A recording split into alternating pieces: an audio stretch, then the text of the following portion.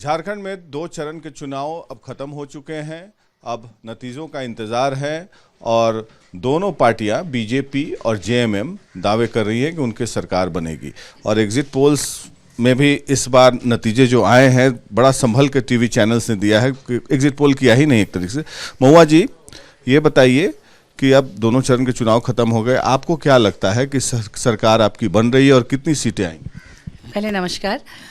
देखिए, हम लोग तो पूरी तरह से आश्वस्त हैं कि फिर से हमारी सरकार बन रही है, क्योंकि जितना काम इस कार्यकाल में हुआ है वैसा पहले कभी नहीं हुआ था। 2000 साल में झारखंड बना और तब से लेके 17-18 साल भाजपा की सरकार रही। उनके कई मुख्यमंत्री रहे, बाबूलाल जी रहे, रघुवर दास जी रहे, 3 बार अर्जुन मुंडा जी मुख्यमंत्री रहे। लेकिन महिलाओं की तस्करी कहें, नाबालिग लड़कियों की तस्करी और इस तरह के बहुत सारे मुद्दे हैं जो उस समय काफ़ी हावी रहे। और अभी हमारी सरकार ने कोविड में हालांकि 2 साल बर्बाद हुआ। एक सवाल, सबसे महत्वपूर्ण बात यह है कि पोलिंग परसेंटेज जो है बढ़ी है 68 पॉइंट समथिंग, और फर्स्ट फेज में भी पोलिंग काफ़ी हाई हुई। तो इसका क्या मायने निकाला जाए बढ़े हुए पोलिंग परसेंटेज को? क्योंकि जनरली जब बढ़ा हुआ पोलिंग परसेंटेज रहता है तो ऐसा माना जाता है कि एंटी इनकम्बेंसी है। लेकिन आप लोग का मैया सम्मान योजना भी ट्रैक्शन गेन कर रहा था, तो आपको क्या लगता है? देखिए, पोलिंग परसेंटेज जो है शहरी इलाकों में कम है। जैसे कि इस फेज़ में, सेकेंड फेज़ में बोकारो और धनबाद में मात्र 50 और 52% पोलिंग हुआ है। और जो ग्रामीण इलाके हैं, चाहे आप संताल परगना कहें या बाकी इलाके, तो वहाँ पर 70, 72, 73% तक पोलिंग हुई है। तो ये है कि अगर ऐसा हो रहा है तो आप समझ सकते हैं कि ये पूरी तरह से हमारे सरकार के काम के कारण हुआ है, जिसमें महिलाओं की संख्या ज़्यादा है। महिलाओं ने 47% वोटिंग की है और में जो पुरुष हैं वो 44% वोटिंग किए हैं। और ये मैं नहीं कह रही हूँ, एक्सिस कह रहा है, एक्सिस माई इंडिया। हाँ, क्योंकि बिल्कुल, हाँ, क्योंकि जो सबसे ऑथेंटिक है, पिछली बार के चुनाव को देखेंगे, मैं एक्सिस को मान रही हूँ, क्योंकि एक्सिस माई इंडिया जो है वो पिछले जो 2 बार से गलत भी से नहीं, उसमें बहुत ज़्यादा ऑथेंटिक है दूसरों की तुलना में। और अखबारों में भी इनको कोट किया गया है। माननीय हेमंत सोरेन जी ने अपने अकाउंट से भी, ट्विटर वगैरह से भी इसे ही डाला है। 59 सीट्स यहाँ पे नहीं, ये 53 कह रहे हैं जेएमएम का, जेएमएम प्लस का, मतलब जेएमएम और इंडिया गठबंधन मिलाकर, और एनडीए का 26 सीट्स और अदर्स का 3 सीट्स। आप मानती हैं कि आपको 53 सीट आ रहा है? बिल्कुल आएगा, क्यों नहीं आएगा। इतना अच्छा काम हुआ है इस सरकार में और इतनी योजनाएं हैं, अगर आप चाहें तो मैं गिना भी सकती हूँ, जो धरातल पर उतरकर सबके लिए सोचा गया है। जाति धर्म, तो आप केवल आज देख रहे हैं ये टेबल पे केवल एक्सिस माई इंडिया का ही सर्वे रखा, बाकी सर्वे को नहीं रखा है आप? मैं बता रही हूँ, इसमें जैसे ये नॉर्थ, क्या गलत, मैं बता रही हूँ, नॉर्थ छोटानागपुर का अलग से है, हाँ, फिर ये साउथ छोटानागपुर का अलग से, जैसे रांची जो है साउथ छोटानागपुर में आता है, उसी तरह से संताल पर रीजन वाइज मैं उसको सामने रखी हूँ, क्योंकि मेरी नज़र में सबसे ऑथेंटिक है। और बाकियों को मैंने देखा है तो थोड़ा सा उसमें बायस्ड है, या फिर उनको हो सकता है अंदर से चीज़ें पता नहीं चली।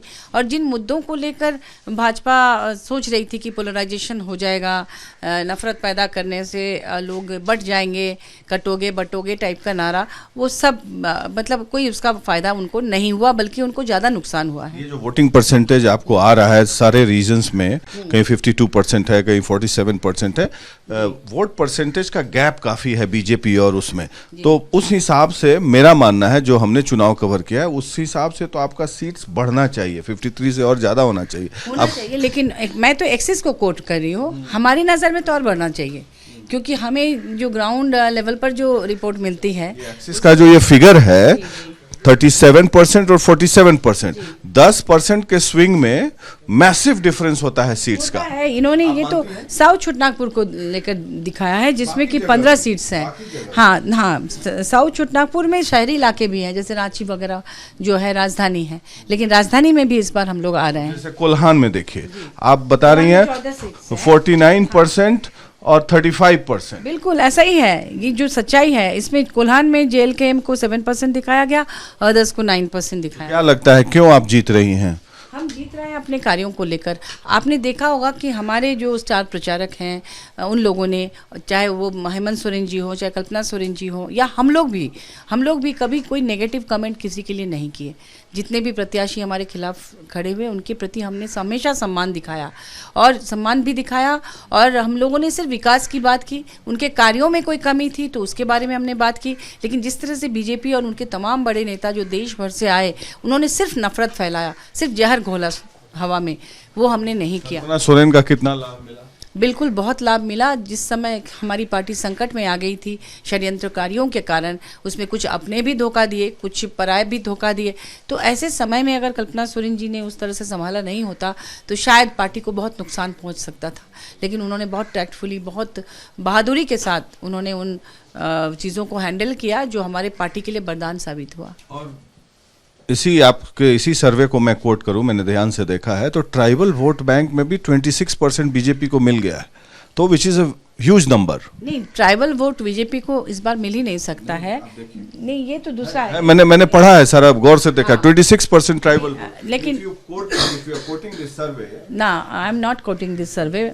मैं जानती हूँ कि ट्राइबल वोट्स जो हैं वो चूँकि मैया समान, इसलिए मैं बता रही हूँ कि भाजपा के कार्यकाल में नाबालिग लड़कियों की बहुत ज़्यादा तस्करी होती थी। इसके प्रमाण स्वरूप आप पन्ना लाल को देख लीजिए, जो कि 15,000 लड़कियों की तस्करी लगभग उन्होंने की थी, जेल में भी हैं। ऐसे बहुत सारे तस्कर हावी हो गए थे।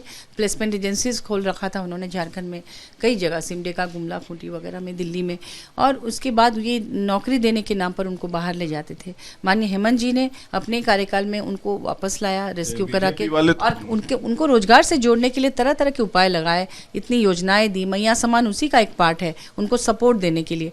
तो क्यों कोई आदिवासी इलाके के लोग क्यों भाजपा को वोट करेंगे? वो हवाई बातें कर रहे, गो योजना। ये सर्वे को मैं कोट कर रहा हूँ, 26% मिला है, आप देखिएगा गौर से उसके। और दूसरी बात कि बीजेपी वाले कह रहे हैं उनकी सरकार तो बन रही है, बीजेपी के नेतृत्व में सरकार बनेगी। बीजेपी ने तो लोकसभा में भी कहा था कि 400 पार, लेकिन कितना मिला था उन्हें सीट? सरकार तो उन्हीं की बनी। सरकार दिल्ली की बात अलग है, लेकिन झारखंड में तो हम लोग, इस सरकार अभी है, झारखंड में भी हमने अच्छा दिखाया। कह रहे हैं कि सरकार हम बना रहे हैं। इसमें आप बार बार लोकसभा की बात कर रहे हैं, तो मैं बता रही हूँ, बीजेपी अपने आप को दुनिया की सबसे बड़ी पार्टी कहती है कि उनके पास सबसे ज़्यादा महिलाएं हैं। तो जब बीजेपी को लोकसभा में टिकट देने की बात आई महिलाओं को, तो उन्होंने 3 महिलाओं को दिया, जिसमें से एक सीता सोरेन जी थी, वो जेएमएम की थी, गीता कोड़ा जी थी, वो कांग्रेस की थी, और अन्नपूर्णा देवी जी थी, जो राजद की थी। क्या भाजपा में एक भी महिला नहीं थी नेत्री कि अपनी महिला को देते? दूसरे पार्टी से चुरा के उन्होंने उनको टिकट दिया। तो ये बीजेपी की बात छोड़ दीजिए, वो कहती कुछ है, करती कुछ है। नहीं, मतलब आप वो कह रहे हैं कि सरकार मेजॉरिटी से वो बना रही है, आपको कितना एग्जैक्ट, लास्ट क्वेश्चन, नंबर्स कितने आएंगे? मैं तो कह रही हूँ मैक्सिमम नंबर्स आएंगे, नंबर्स पर हम नहीं जाते। हमारी कोशिश है कि मैक्सिमम नंबर्स आए, क्योंकि हर जगह बहुत मेहनत हुई है, सारे प्रत्याशी ने बहुत मेहनत की है, हमारी सरकार ने बहुत काम किया है, इसलिए मैक्सिमम सीट्स आएंगी। सरकार हम बना रहे हैं, हम लोग निश्चिंत हैं। तो ये थी महुआ मांझी, जेएमएम की सांसद। इनका दावा है कि सरकार इनकी बन रही है मैसिव मेजॉरिटी से, और इस बार तमाम चैनल्स ने एग्जिट पोल से रिफ्रेन किया है, और महुआ मांझी एक ही एग्जिट पोल के सर्वे को रख रही है, और उसी को हेमंत सोरेन ने भी आज कोट किया है, वो है एक्सिस माई इंडिया, जिसमें इनकी सरकार बनती दिख रही है। रांची से वीडियो जर्नलिस्ट कुंदन के साथ Prakash Singh, Republic media network के लिए।